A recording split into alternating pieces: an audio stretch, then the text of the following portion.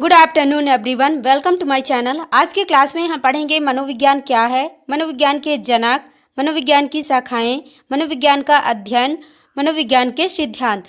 तो हम सबसे पहले जानेंगे शिक्षा मनोविज्ञान। मनोविज्ञान दो शब्दों से मिलकर बना हुआ है, शिक्षा और मनोविज्ञान। इसका शाब्दिक अर्थ है शिक्षा संबंधी मनोविज्ञान।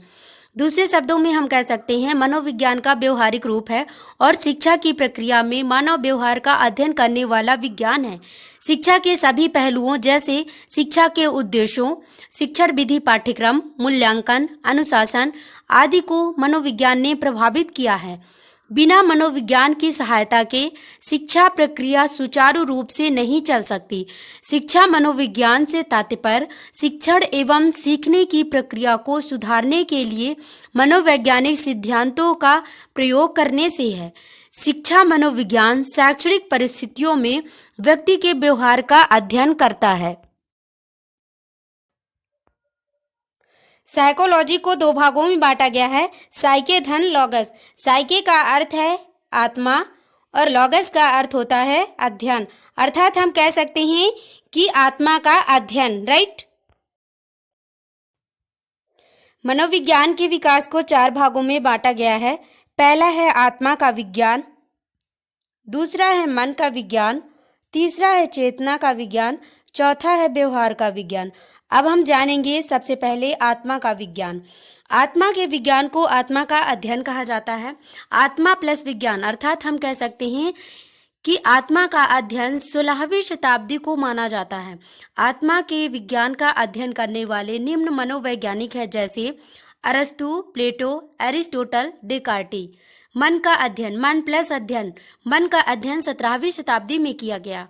मन का अध्ययन करने वाले निम्न मनोवैज्ञानिक हैं, जैसे पोम्पोलाजी, लॉक, बर्कली। अगला है चेतना का विज्ञान, चेतना प्लस अध्ययन, राइट। चेतना का अध्ययन 19वीं शताब्दी में किया गया।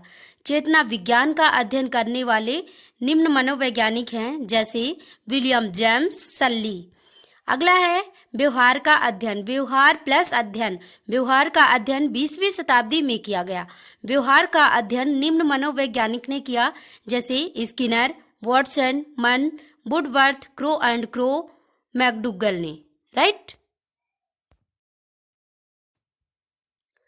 जैसे क्रो एंड क्रो के अनुसार मनोविज्ञान मानव व्यवहार का समाधान है, अर्थात हम कह सकते हैं कि मनोविज्ञान एक ऐसा विज्ञान है जो क्रमबद्ध रूप से व्यवहार का अध्ययन करता है तथा प्राणी के शरीर के मानसिक एवं दैनिक प्रक्रियाओं जैसे चिंतन, वातावरण की घटनाओं के साथ उनका संबंध जोड़कर अध्ययन करता है। जॉन टीवी के अनुसार मनोविज्ञान समय, तथ्यों, परिवर्तनों का विज्ञान है। अगला है वुडवर्थ के अनुसार मनोविज्ञान एक व्यक्ति के रूप में माना जाता है, या हम कह सकते हैं कि व्यक्ति का वैज्ञानिक अध्ययन करता है, क्योंकि वह वास्तव में अन्य व्यक्तियों के साथ और दुनिया के साथ अपने व्यवहार में होता है, राइट।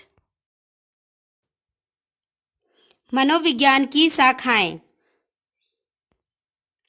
सामान्य मनोविज्ञान, असमान मनोविज्ञान, शैक्षणिक मनोविज्ञान। अगला है नैदानिक मनोविज्ञान। सबसे पहले हम जानेंगे सामान्य मनोविज्ञान। सामान्य मनोविज्ञान सामान्य वयस्क मनुष्य के व्यवहार के अध्ययन के संबंध में विषय की मौलिक नियमों, सिद्धांतों से संबंधित है। असमान मनोविज्ञान अपने स्वयं के वातावरण के संबंध में असमान लोगों के व्यवहार की व्याख्या करता है। नैदानिक मनोविज्ञान इसका कार्य मानसिक रूप से संबंधित बीमारी और रोगों का उचित निदान है। शैक्षणिक मनोविज्ञान शैक्षणिक वातावरण के संबंध में सीखने वाले के व्यवहार का अध्ययन करती है। यह शिक्षा की सभी प्रक्रियाओं और उत्पादों को बेहतर बनाने में मदद करती है।